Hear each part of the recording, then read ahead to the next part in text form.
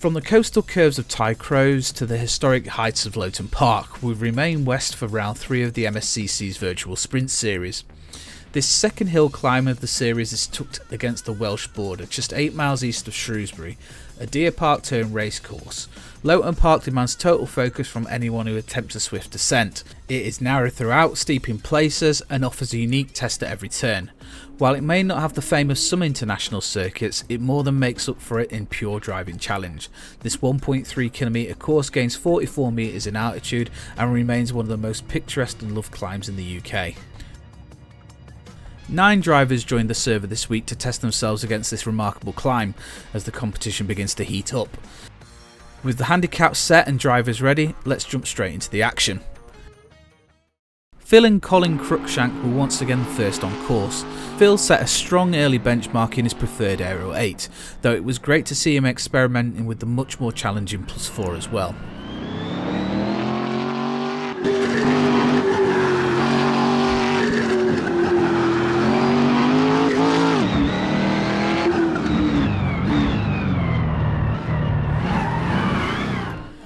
Colin continued to settle into the +4 and +8, showing consistent improvement with increasingly competitive times saved to the scoreboard.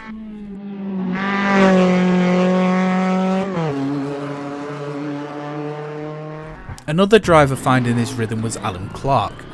After testing various setups, Alan committed to the Aero 8 for the first weekend, logging a swift time within a second of Phil to secure second place at the end of day 1. The circuit then remained quiet until Wednesday, when Graham Constantinos joined the fray. Graham posted top times across all 4 cars, but it was his +8 run that really raised eyebrows, reaching the summit within 2/10 of the much faster +4, proving just how capable the +8 was at Loton Park.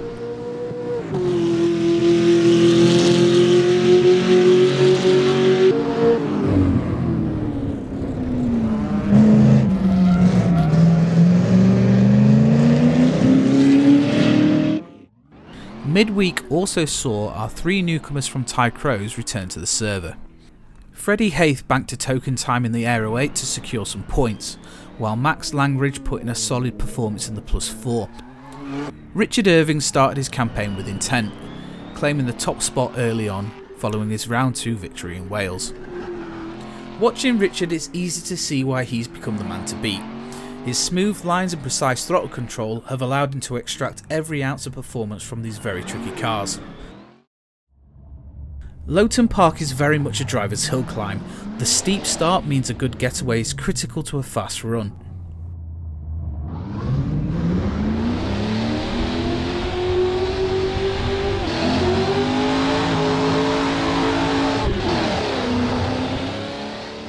Hall Corner gets you hard on the brakes early, but then drives the car into the ground with a dip at the apex of the first left-hander. This then leads towards loggerheads, the most difficult section. As we rise over the crest, the car gets light, making it difficult to hit the quickest line. Next we hit a slight down section towards Triangle. You need to be hard on the brakes here, as this is a very tight 90-degree right-hander. On towards Keepers, it's best to hold the car to the right hand side as long as possible before whipping it across to the left to get the best exit. We then up the steepest part of the climb along Cedar Straight, which reaches 1 in 4 at the steepest point. The Cedar Straight doesn't really feel like a straight at all once you've built up speed, as the tricky high speed right and then left will have you right on the edge of the tarmac as you keep the throttle pinned. Up next is Fallow. Brake before you hit the crest to ensure you slow before the tight left. This quickly opens out on the run up to Museum. Museum is slightly off camber with an unsettling bump on the inside. The car should naturally drift on to the left as you take the right hander, and then it's hard on the throttle to the finish.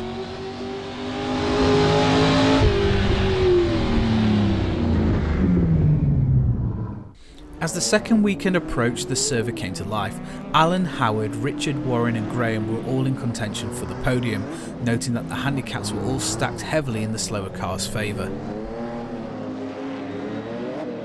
Warren posted a highly competitive time in his favourite +8.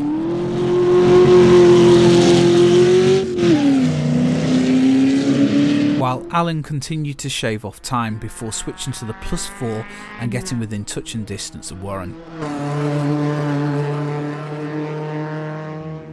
and Graham was able to improve his time by 0.2 of a second. However, this didn't improve his final position.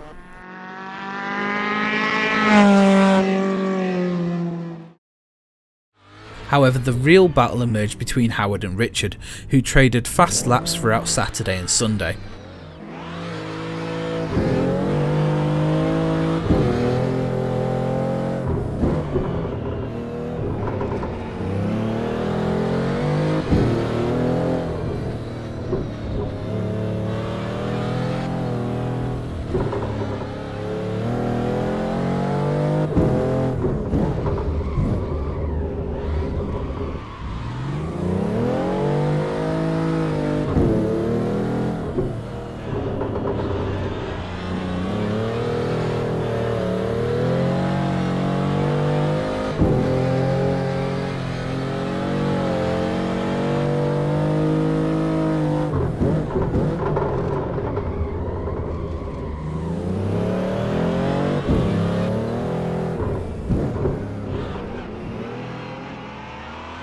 Howard eventually claimed the fastest raw time of the event with a 52.7 seconds, but it was Richard Irvine who snatched overall victory in the final day, calculating the best handicap advantage was to be found in the +8.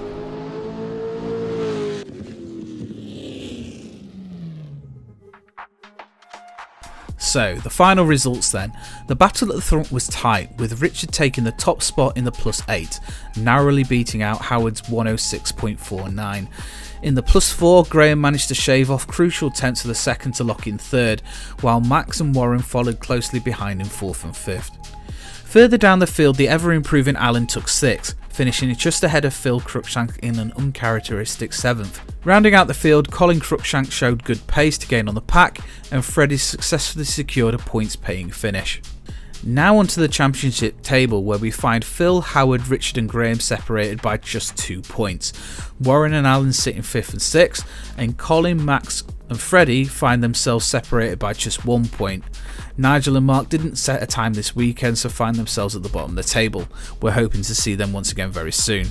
We might be in round 3, but there's still plenty of time to join in the fun. As stated before, the series is open to MSCC members, their families and friends, as long as you've got a good PC. Email Graham for a bit more info. And that draws to a close an exciting third round from the narrow hill climb at Loton Park. As always, we hope you've enjoyed the coverage. Give us a like if you did, subscribe if you want to follow the rest of the series, and we hope to see you once again in 2 weeks' time at Goodwood.